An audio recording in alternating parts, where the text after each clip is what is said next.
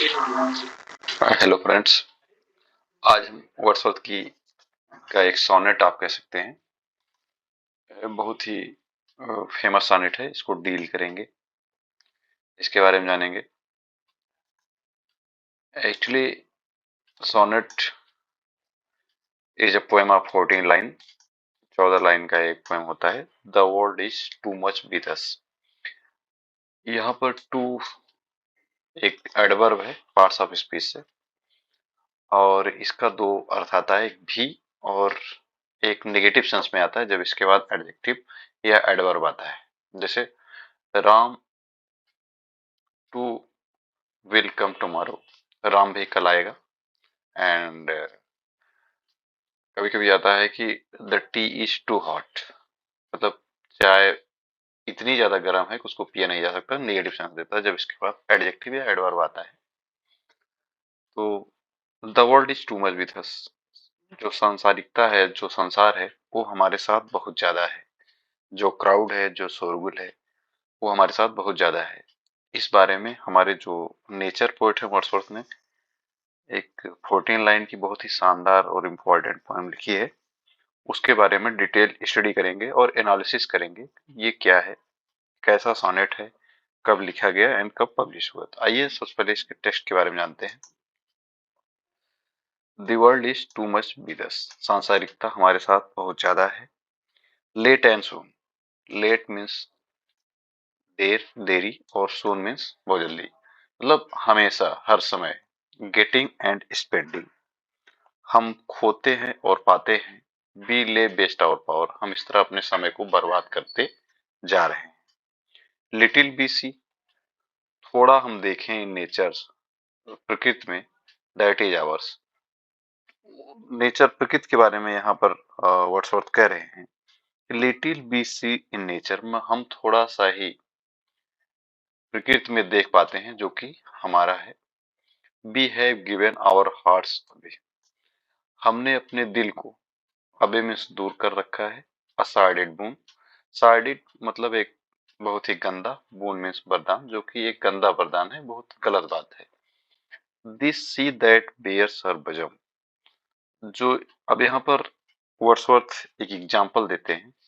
कहते हैं दिस सी, देखो, दिस सी यह समुद्र, दैट बेयर्स जो खोल देता है, हर बजम अपने वक्ष को, अपने सीने को, टू द मून चंद्रमा के लिए। यहाँ पर ज्वार और भाटे का एग्जाम्पल है। जब समुद्र में ज्वार और भाटा आता है तो वो जो समुद्र की लहरें होती हैं, वो जो मून होता है उसको छूने के लिए, उसको टच करने के लिए या उसको चूमने के लिए बेताब रहती हैं। तो उसका एग्जाम्पल दे रहे हैं। दिस सी या समुद्र, दैट बेयर्स जो खोल देता है, हर वजब्स अपने वक्ष को, टू द मून संसार के लिए। द विंड्स जो हवा है, जो हवाएं हैं, दैट विल बी हाउलिंग, हाउलिंग में चीखती चिल्लाती रहती हैं। ऑल एट ऑल आवर्स, पूरे समय, हर समय जो हवाएं चीखती चिल्लाती रहती हैं, चलती रहती हैं इस प्रकृति में। एंड आर अपगेदर्ड, और वो अपगेदर्ड में शांत हो गई हैं। नाउ अब, लाइक स्लीपिंग फ्लावर, जैसे कि एक सोते हुए फूल। एंड फॉर दिस, इन सब के लिए, फॉर एवरीथिंग सारी चीजों के लिए, we are out of tune, हम पूरी तरह से बेसुरे हो गए हैं, बेलय, बिना लय के हो गए हैं। इनके बारे में हमें कुछ भी पता नहीं है, प्रकृति में क्या चल रहा है। इट मूव्स अस नॉट, यह हमको द्रवित नहीं करता है। मीन्स जो उन्होंने एग्जांपल दिया कि this sea that bares her bosom to the moons, the winds that will be howling at all hours, मतलब ये जो समुद्र में ज्वार भाटा आ रहा है, या जो हवाएं चलती रहती हैं, चीखती रहती हैं, चिल्लाती रहती हैं, इन सब के बारे में we are out of tune, इनके लिए हम एकदम बेसुरे हो गए हैं, या बिना लय के हो गए हैं। इट मूव्स अस नॉट, ये हमको द्रवित नहीं करती हैं, ये हमको प्रभावित नहीं करती हैं। ग्रेट गॉड, इसके बाद एक्सक्लेमेशन मार्क लगा है। अरे भगवान, हे ईश्वर, I would rather be a pagan. यहाँ पर ये रादर भी जो पार्ट्स ऑफ स्पीच में आता है, ये प्रेफरेंस के लिए आता है। यहाँ पर कवि क्या कह रहा है, आई would rather be a pagan.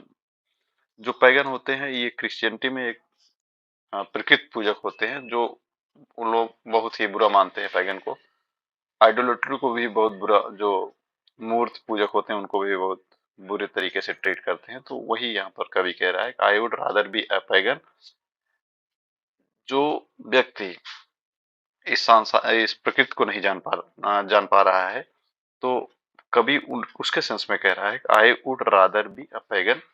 हमें मैं काश होता अ पैगन, एक प्रकृति पूजक। सकल्ड इन अ क्रीड आउटवर्ड, जो प्रकृति पूजक होता, सकल्ड लगा हुआ होता, सकल्ड मीन्स लगा हुआ, इन अ क्रीड अपने रास्ते में, जो कि आउटवर्ड, जो कि टूटा फूटा है, उस पथ पर लगा होता जो कि टूटा फूटा है।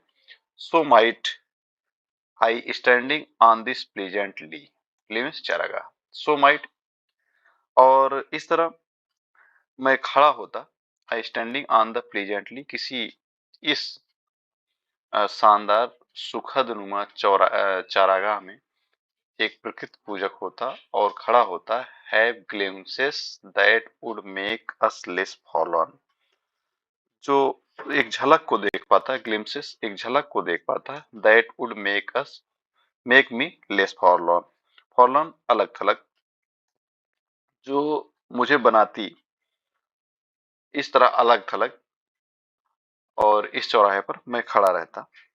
Have sight of Proteus rising from the sea, और देख पाता प्रोटियस को, जो कि एक समुद्र देवता है, राइजिंग फ्रॉम द सी, समुद्र से निकलते हुए, और हियर, और सुन पाता ओल्ड ट्राइटन, जो ये भी एक समुद्र देवता है, Triton, blow up Wraith horn, जो कि एक रेत मालाओं, जो माला होती है फूलों की, वो जो शंख वाली मालाएं थी उसको बजाते हुए ट्राइटन को देख पाता, और प्रोटियस जो समुद्र जो देवता है, समुद्र से बाहर निकलते हुए, समुद्र से उठते हुए उस दृश्य को देख पाता। तो इस तरह ये बहुत ही शानदार पोएम है। इसमें प्रकृति ने सांसारिकता से लोगों के ध्यान को प्रकृति की तरफ खींचने का प्रयास किया है। बहुत ही शानदार पोएम है, बहुत ही इंपॉर्टेंट है। यहाँ पे इंपॉर्टेंट लाइन है, little we see that is ours, थोड़ा ही हम देख पाते हैं इस प्रकृति में जो कि मेरा है। वी हैव गिवन, जो कि हमारा है, we have given our hearts away, हमने अपने हृदय को दूर कर रखा है, जो कि एक गंदा वरदान है। ये लाइन इंपॉर्टेंट है, ये पूछी गई है प्रीवियस जो पेपर्स में है, टीजीटी और पीजीडी के, यूपी टीजीटी पीजीडी के, उसमें पूछे गए हैं। तो की फैक्ट इसमें क्या है, इट इज अ सोनेट, ये एक सोनेट है, जो कि मैं पहले ही क्लियर कर चुका हूँ। The rhyming scheme of this sonnet is A B B A B B A C D C D, जो कि इसका राइमिंग स्कीम है, जो कि इम्पोर्टेंट है, कहीं ना कहीं एग्जाम में पूछ लिए जाते हैं। इट वॉज पब्लिश्ड इन 1807 में पब्लिश हुई। तो इस तरह आई थिंक सारे पॉइंट को हमने कवर किया इस वीडियो में, और सारे पॉइंट आपको अच्छे से समझ में आए होंगे, और अंडरस्टैंड हुए होंगे आप पूरे सोनेट से। तो इसी के साथ हम मिलते हैं नेक्स्ट वीडियो में, तब तक के लिए थैंक यू।